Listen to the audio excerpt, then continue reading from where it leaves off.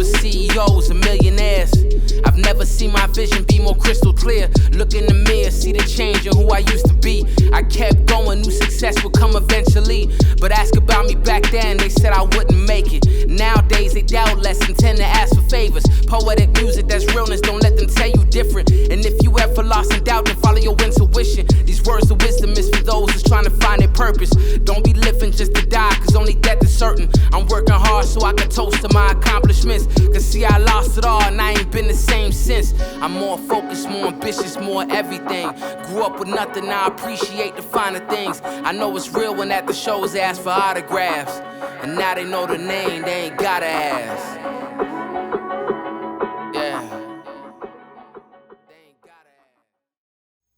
I've known Eran for a good 5 years plus. I knew him when he finished his reserve time in Miluim.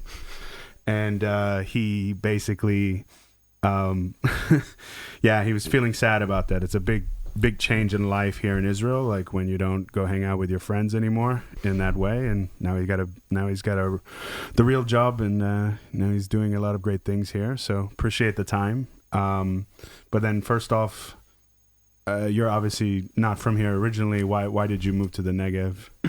Originally, I'm from Carmiel, which is the twin sister of the municipality of Denver. Okay. So all roads or everything leads to Denver, from Carmiel or from Ramat Negev. I moved to the Negev 26 years ago, since I fall in love with someone. And we both of us loved the Negev strongly. A few years after, each one continued to his own direction, but the main reason was that something in the Negev was so virgin and so new that I thought the ideology that populating the Negev and developing the Negev is something that for me as a young person, it's maybe the most enthusiastic thing that can happen. And secondly, we just enjoyed and we loved so much the community, the people that been there. Both of us were related to the field school, which is a desert study center, a guiding desert center. That means that you trek and you hike and you just explore the area, and I fall in love with the desert. And desert is what I say, it's an advanced landscape for people. Most of the people enjoy the green and most all over the world. Desert, it's a little bit more challenging, but as I say, it's advanced landscape. Right. And so you were in the army. What did you do in your normal day-to-day job while you were in Miluim? I did my duty serving I was a paratrooper. Okay. Afterwards, for 10 years, I continued to serve for the paratrooper division. I was in charge on the selection process. Okay. So there is a big chance that I selected Jared. Was that a mistake, or was that probably a good thing? One of the good things that I never knew. But from what I heard, I know one of Jared commander. They says that he's a good soldier. But 10 years after, I started to serve for Air Force Commando unit.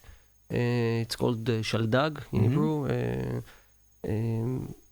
That because of my experience in desert, they wanted my skills in geology, which this is my university scholar. This is my university diploma. Yeah. Is in geology and geomorphology, ecology, and all those things were very related to some of the assignment that the people from this specific unit needed. So they recruited me for another 15 years, and that's what I did for another 20 years almost. No, okay. 15 years. So it wasn't just Miluim, like you actually worked for everything? No. So it was, when I did Miluim, it was for the Miluim, for this reserve. But other than this, in my daily, I worked for the regional council since 2007, Okay. after I graduated from the Mendel Leadership Institutions, which was after my academic studies. I came back and previous mayor Shmulik Riffman, which you know as well, he suggested me, since Raz Arbel moved to Colorado, Right. he suggested me to join and be in charge on the partnership, what Jared does now. Got it. And then for another 10 years, I worked for the regional council in several positions. And the last one was that I was the city manager, as you call. And after Shmulik passed away, I decided to run for this position. And that's what I did since 2017. So basically politics for a very long time, or at least being in support of politics and being around it. In Ramat Negev, we're lucky that we don't need to do politics almost at all. Interior. Right. I worked for many years for the municipality because this is what I love. I believe in the development of this region. I believe in the option of people here to do many good things for the state of Israel, but also for the region. And we are very lucky that in Ramat Negev specifically, there is almost no politics, because in regional council, not like in cities, the structure of the board is done by representative of each community. It's not parties. Mm-hmm. In the cities, it's by parties, or in the parliament, it's parties. Parties, by definition, they will work to empower themselves on behalf of the other parties. Yeah. In Ramat Negev, we don't need to do it. All the communities understand that I will discriminate them equally. I'm kidding, of course. We are very lucky that we're working, all communities, 15 communities in Ramat Negev, working together to the development of all those communities. And when you are building a school, you're building it for all the communities. And when you're building a road or some other things, or if you do in the communities themselves. So I almost didn't need to do any politics. Now, in my position as a mayor, I need to do politics, but this is in the politics with the parliament or the government. Right. This is a different politics, but this is part of the life of any mayor, I think, all over the world. And so there's a lot of people that have honestly no idea where the Negev is in Israel or anything else. So could you maybe describe the history of the Negev in the modern times, like from pre-1948 to today?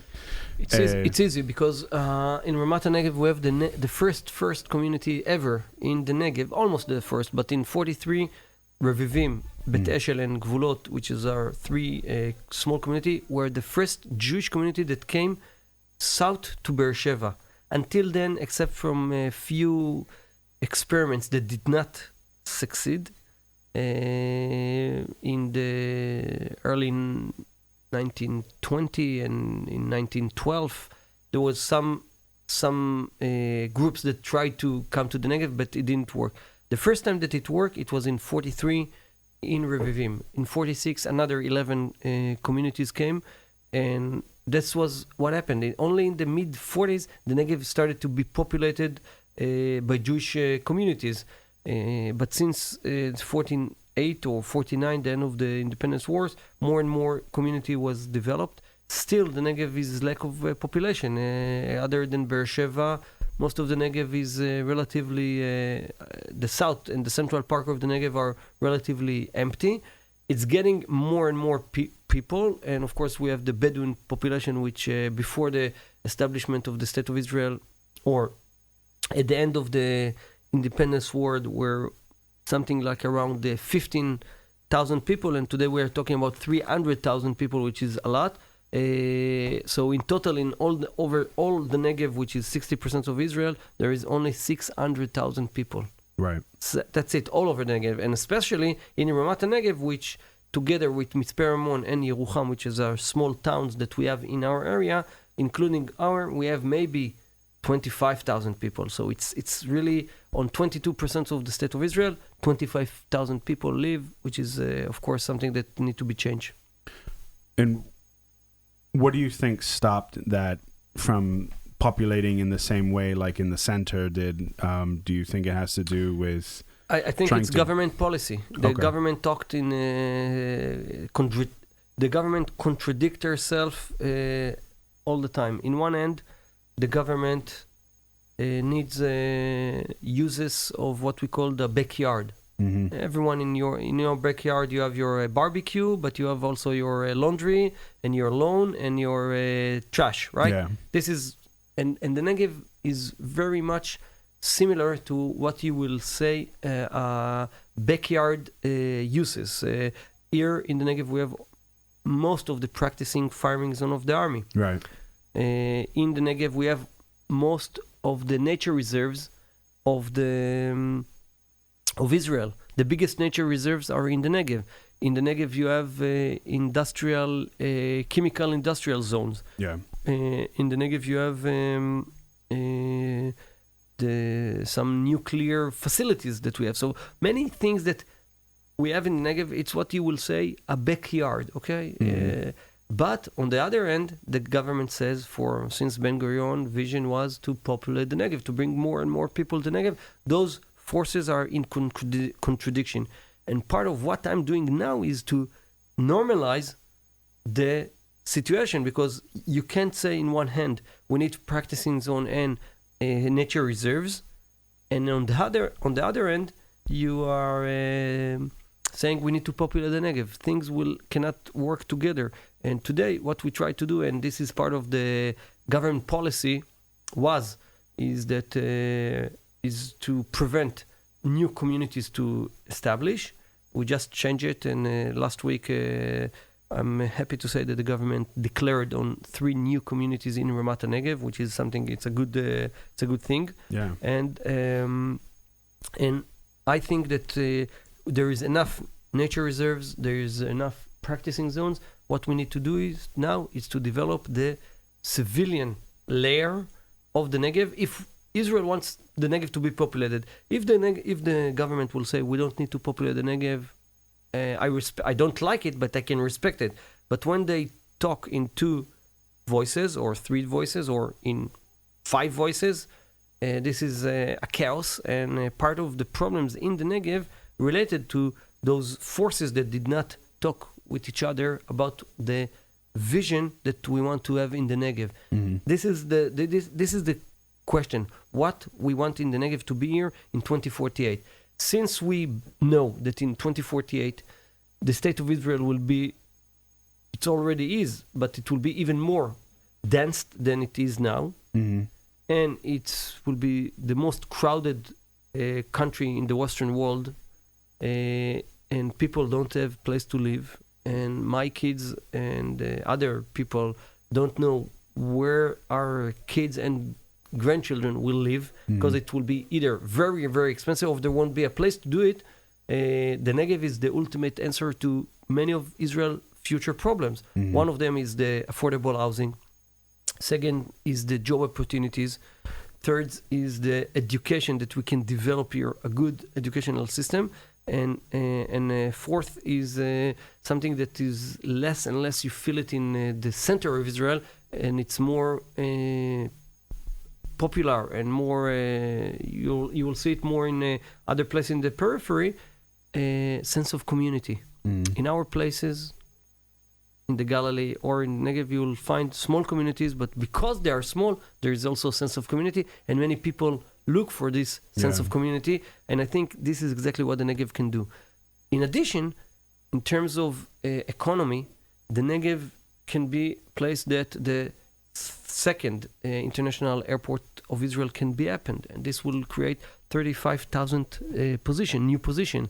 And we can make sure that the cyber industry will be located in the Negev, since the relevant units of the IDF are coming to the Negev. And we have the most advanced agriculture here. And we have tourism that can be great tourism for people from Europe or from the center of Israel. So there is essence to the Negev that I think can create and make the Negev to maybe the next thing of Israel, and this is exactly what we are trying to do, to show to the people that the Negev is the answer for Israel's future, and this is the time. It's true that Ben-Gurion talked about it 6 decades before, but Ben-Gurion in many things like in this saw before all of us what's going to happen, and that's why he talked about it. But today, this is the time to do it. Yeah. And so with those, for example, with those 3 communities, when you start building them, what do you feel like the community will be like? Like how many families are going to be in these communities? Like what's the connection? And is there some kind of theme for the community? Like will they handle agriculture? Will they handle something else? One of the communities is located in Nitzana region. You know Nitzana region, but not many. It's located just along the Egyptian border. Over there, the community is supposed to be not a farming community because we do have the moshavs over there. So we have a farming community. This will be not a farming community. It will be rely on the education project that they have in Nitzana, and we want to expand it to bring the academy in. And a lot of personal entrepreneur, people that would want to establish their own business if it's related to the cross-boarding or if it's related to other opportunities in the area for that can be anything from tourism to industry to commerce to everything is suitable. Those are the things that we think that will that can happen. The other 2 communities are located next to Revivim, and over there, since it's in the commuting range for people to Beersheba, so basically people there can do anything that they want to do, from being a staff member in Soroka Hospital, or a pilot in the Air Force Base, or a social worker, or a banker. So you can do everything. We're just expanding those 2 communities. We are establishing those 2 communities because we understand that with more people here, we'll have critical mass to provide services that today we cannot provide them because of lack of population. And this will be one of the catalysator for providing services because the people will come. So when you're building an area like this is always interesting to me. What do you build first? Do you build the infrastructure, or do you try to bring people in slowly and then show that there's a need for infrastructure to build it? So sometimes you do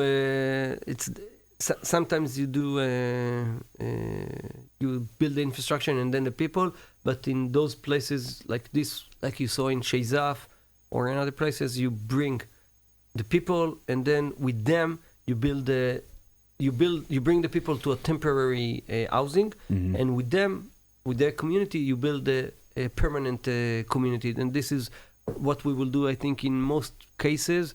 And that's what we're doing now in Nitzana. We establish a group of young people that have the vision of what they want. In this case, they want to do a community that will be good for secular and modern Orthodox. They want to live together, and we will do it with them. But it's hard. It's not like in the center of Israel that you just build a neighborhood and then people come. Yeah. Usually you need to invest in those group of people that they come so far to live with. Got it. And then we can't talk about the Negev without talking about the legacy of Shmulik Rifran. Who was he? What is he to you, and how did his ideas shape the Negev moving forward? Shmulik Rifman, this in 3 weeks from now we will we'll have the annual memorial day for his since he passed away. It will be 5 years, and I'm very proud for working with Shmulik closely for more than 10 years. And Shmulik was a mentor, some kind of a father, and I am today I have the ability to judge some of his action because I'm doing what he's used to do, and I can be criticized, or I can be more of to say wow. And the truth is that Shmulik did huge moves in a national scale to promote the Negev. He did an amazing job in putting the Negev on the map of the state of Israel because of himself, because he was a great representative of the Negev. And I think for Ramat Negev, he did in his many years as a mayor, he developed the region strongly. He was one of the greatest supporter for the Israel agriculture, and of course the Israel farming in the desert, the desert agriculture. But Shmulik also knew and knew the land, and he understood the beautiful landscape that we had. And I remember many times I used to tour with him, and he would stop the car and go out with his. He enjoyed taking photos with the iPad, and he would go out and take the photos. And he had this thing that he used to say that wherever he will pee, something will grow, which was true, by the way. But so I think Shmulik that he was last October we celebrated 74 or 3. He was 1 year old. No, he was born a year after the end of after the Independence War, or half a year in October 49. Mm-hmm. And Shmulik was definitely one of the greatest example of a great Israeli, a great pioneer, and a Zionist, a great Zionist and that he knew where we came from. He understood the biblical context of the state of Israel, but also he understood where it goes. And I think something that I took from Shmulik that is very strong and it's relevant to our discussion is his commitment and his engagement to the Jewish peoplehood and Jewish continuity and the love that he had for the Jews that lives outside of Israel, and his great connection with the Jewish community of Colorado. Something that I had the privilege to see it happens for many years. Since I worked with him closely, I saw what happened with, and of course now to continue, because I feel that this mission, it's not only for Shmulik or myself. It's something that it's relevant to all the people of Ramat Negev and basically for all the people of the state of Israel to understand the importance and the significance of the connection with Jews that lives outside of Israel. And in this case, I'm obligated and committed, at least as Shmulik was, for the Jews that are outside of Israel. You know, given that community and that peoplehood that you described, first off, let's just talk about the ultimate vision of the Negev from your perspective and like what you theoretically want to accomplish versus what Jerusalem sees about the Negev, and maybe compare the differences, maybe? I think this is what I said before, that the government talks in few voices. So in one end, she wants to make sure that the army will continue practice. That's why they are holding many firings in this area. On the other hand, they said it's important to develop the Negev because they also understand that if they won't do dramatic actions in terms of the housing issues, in the housing challenges in Israel, the next generation just will find themselves homeless, literally. So I think so since the other voices of the needs of the government are sits in the government, I feel that our voice is not to make sure that the government will have more practicing zone. The Ministry of Defense are doing it anyway. What we need to make sure is that will be the voice of the Negev in the government, to make sure that the government will understand that the importance of strengthening the civilian in this area, to create more job opportunities, to create more options, because with strong Negev, Israel will be stronger. And my vision, if we're talking 20, 25 years from now, is definitely that the Negev will be with many, many more people here. We're talking about many, like in total of the Negev, there is supposed to be at least 1 million people, at least 1 million in the Negev all around, and in Ramat Negev around 50,000 people. I think it's possible to do it, and the 50,000 people will be doing.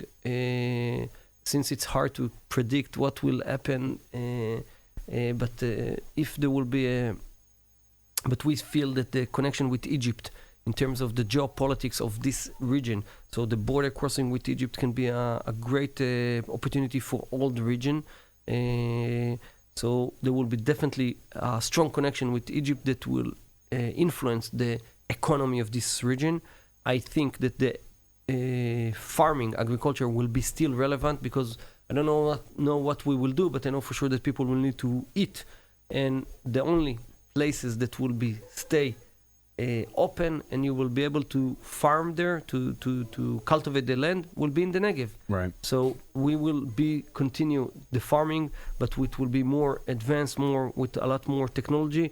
I hope that the renewable energy that we develop will be coming 100% of our consuming, and not only I'm talking about as a state, but as definitely in Ramat Negev, we want to make sure that we develop more renewable energy, more saving of natural resources, and if we will do all those good things in terms of the environment and the housing and the economy that need to support it, I think we'll be able to create one of the most flourishing, prospering areas in all over Israel, and this is exactly what that people would like to come here because of the environment will be good, they'll have good job, and the community will be great. So there will be no reason why not to move here,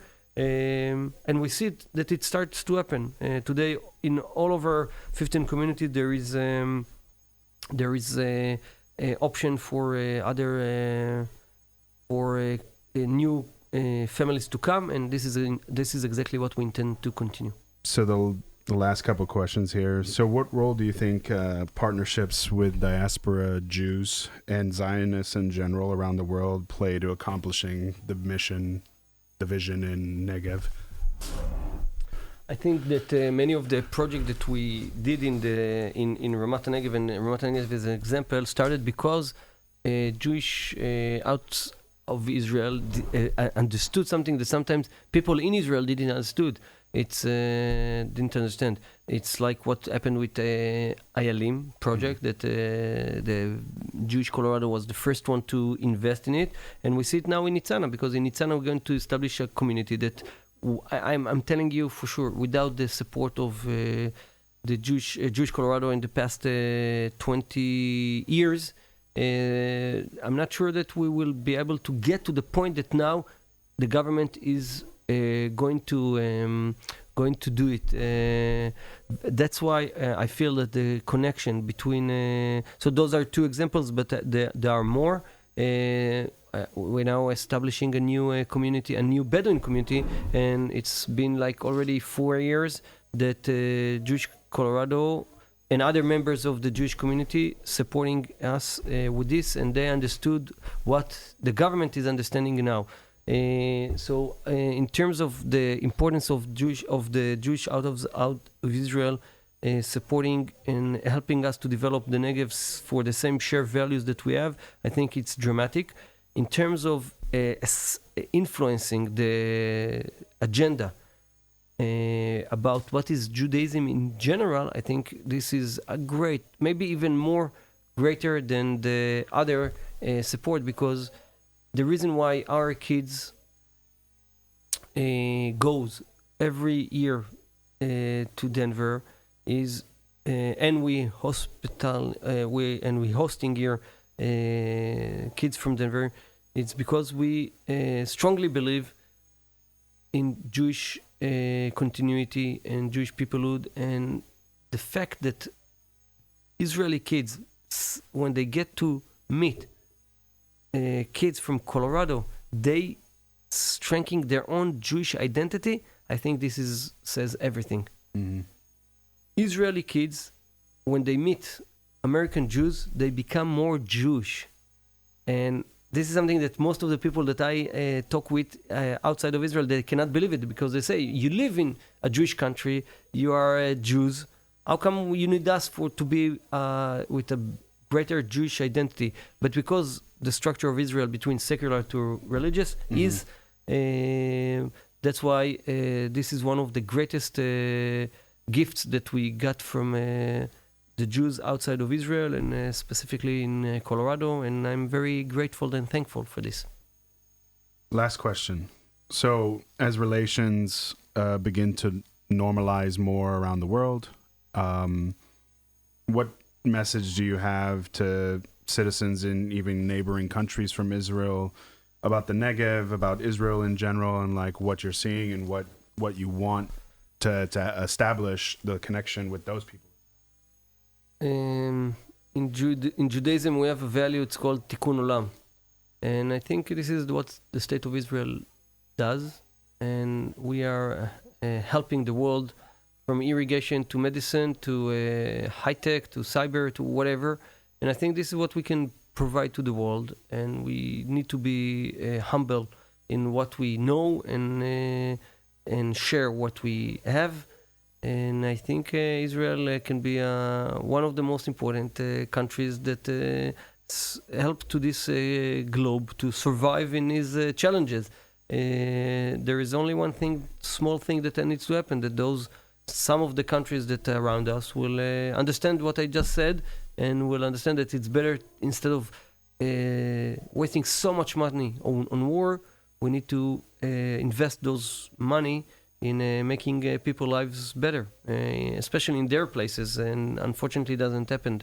So what we can do is just continue pray that one day people in the Middle East will be able to see the good things about the state of Israel, and I think if it will happen, things will come very good for everyone. Absolutely. Do you plan on going to the UAE to kind of establish relationships with the folks? We have already connections there, and we are starting to develop economy, and we see a great value and great opportunities with the EAU. UAE.